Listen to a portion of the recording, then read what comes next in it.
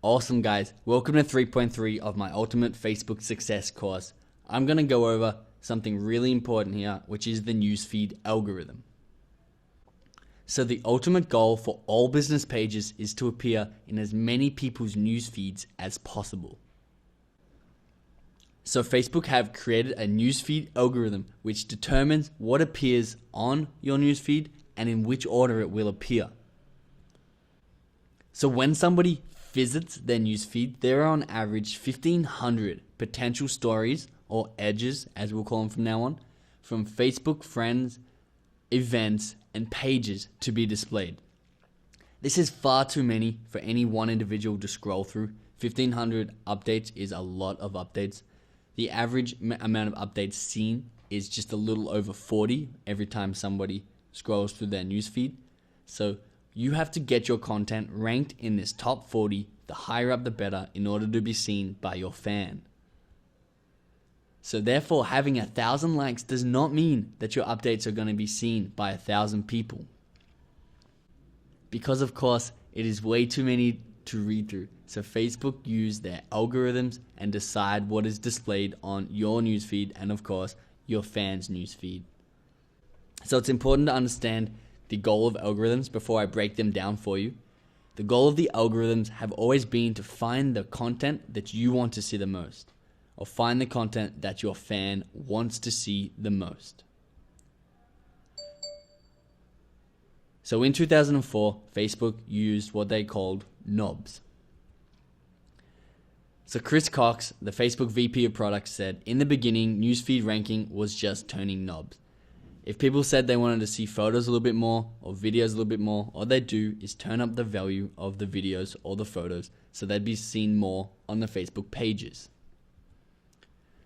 Then came 2007 and Facebook employed what they called EdgeRank.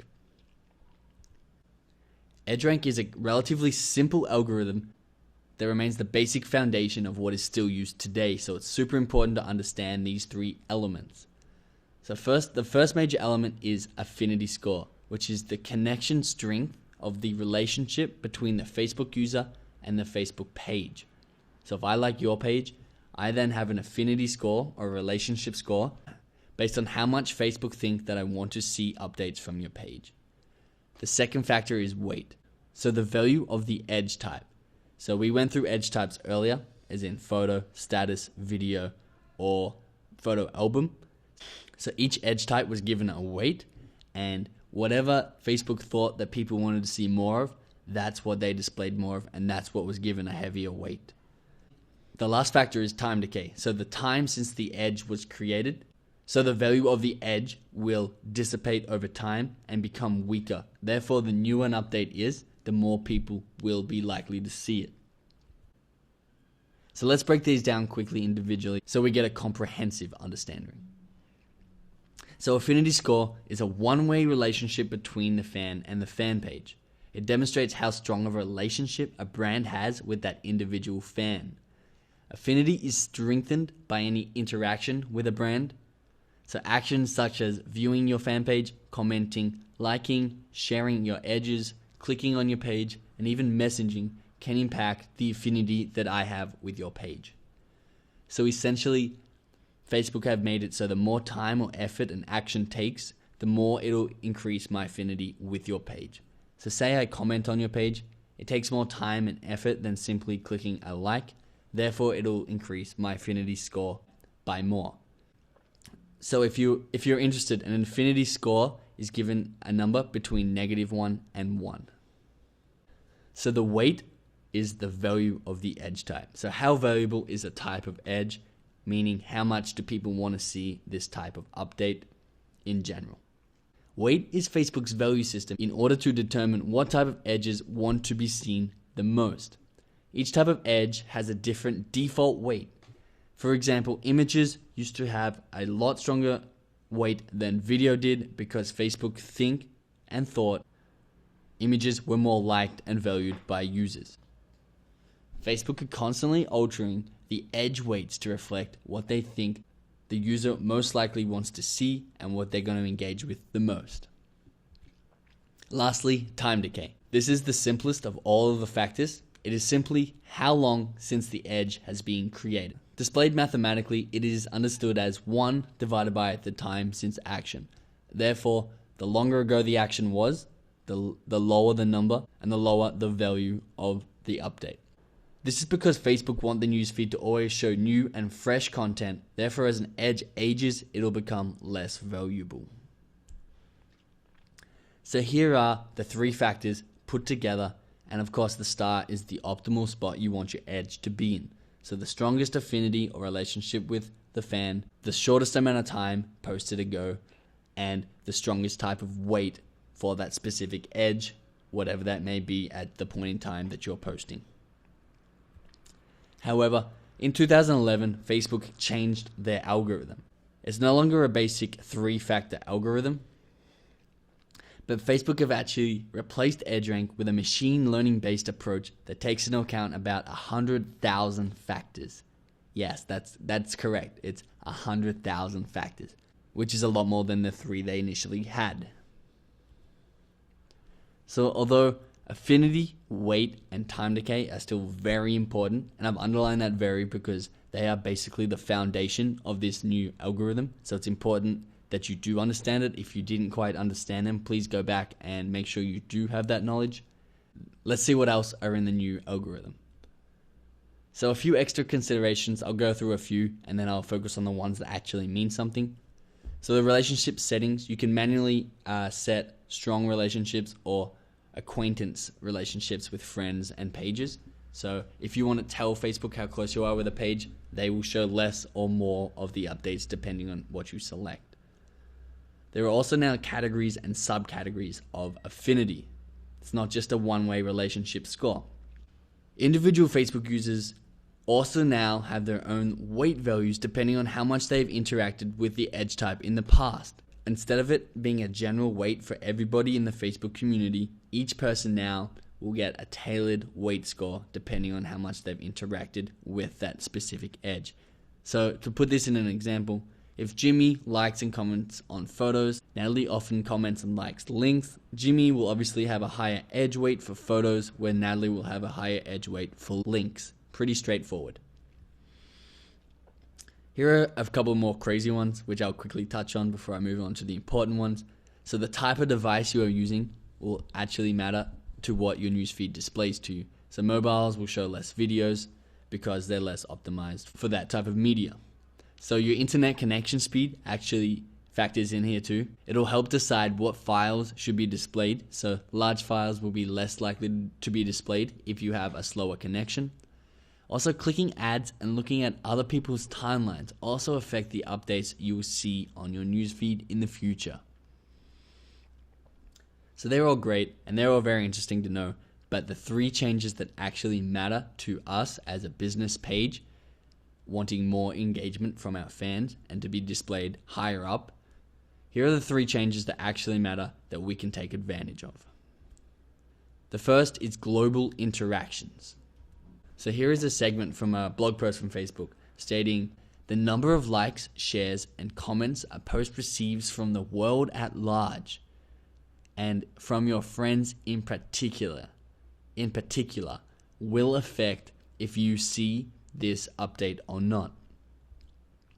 So Facebook are attempting to measure how close each user is to friends and pages. But the measurement isn't just based on personal interactions.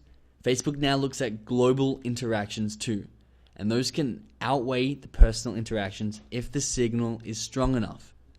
For example, if you put out an update on your business page, and my affinity is not strong enough to see it immediately in my newsfeed, but I have 3 friends who also like your page who have liked and commented on your new update. I am therefore much more likely to see this new update because Facebook have seen my friends find it valuable and therefore will think I find it valuable. Even more than this, if the users are not my friends, but the global interactions of your fan base as a whole is high, Facebook will see that content as valuable and be more likely to show it to your fans that you have less affinity with. So here's a quote from Facebook. If we show an update to 100 users, but only a couple of them interact with it, we may not show it to you in your newsfeed, but if a lot of people are interacting with it, we might decide to show it to you too. So there are examples of how your newsfeed can be impacted positively by global interactions, but it can also be impacted negatively by users who ignore, hide, or mark the post as spam. Limits the amount of people that update will reach. I've put together a quick diagram to help fully understand this concept because it is very valuable to know. So here is an example Facebook update. So your Facebook page puts out a Facebook update. Facebook decide to show it to 100 people. So this is a sample of fans. So just 100 people in sample data. Based on the interactions that these 100 people give your update, Facebook will analyze these results and either promote or demote your edge. Say if 13 people like your new edge, 13 people is a lot out of 100, so Facebook are most likely to show it to more people. So then they get a new sample data of 200 people because they feel that the edge is valuable, a lot of people interacting with it, and a lot more people deserve to see it. They increase this number. Based on this second sample data, depending on how many people engage, like, comment, and share with it, and even click on it, they will either promote it again to maybe 400 or 500 people, depending on how many people actually interact with it, or they may demote it. If Facebook calculated to be less valuable than they initially thought, they will demote it and then run a new sample size of the original amount, just to make sure that they're only sending out valuable content to the most people. So I hope that makes sense. Here is a bigger overview of the same theory. Here is 0% of your fans, and here is 100. As your update is tested by the first sample size, it could get demoted and shown to less and less people, or you can get promoted. If you keep getting promoted, you're going to be displayed to more and more people because obviously your update is valuable. And you can reach a maximum of 70, or sometimes in really rare cases, 80% of your fans at once. The more valuable your content, the further it'll go. As soon as it starts getting less interaction, you will slip down the ladder, showing to less and less people. So that is global interaction. Number 2 is story bumping. Story bumping bends the decay rules by giving older, unseen posts a second chance at newsfeed visibility if they're still getting interaction. So story bumping literally bends the rules of time decay. So instead of being fully chronological, if somebody posts an 8 a.m. status and it is still getting interaction later in the day, say at 10 a.m., it'll still be ranked higher than some 9 a.m. statuses that are getting less interaction. Because again, Facebook will see this as valuable content and let it be seen by more people. Thirdly, last actor. Last actor considers an individual's 50 most recent Facebook interactions and uses them to help rank posts in an individual's newsfeed. So essentially, a very large amount of weight is given to the last 50 actions of any user.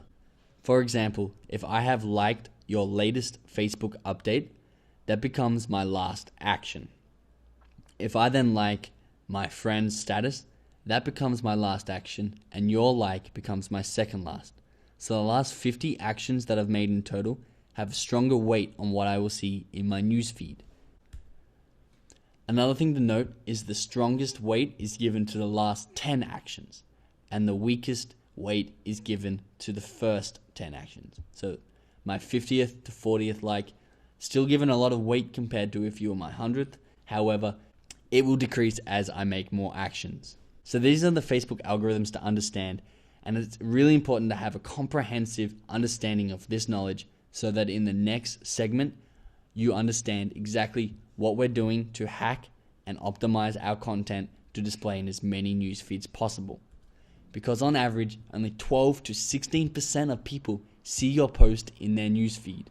We want to triple or even more than triple this number so all of our updates are getting seen by as many people as possible. Let's go and see how that's done.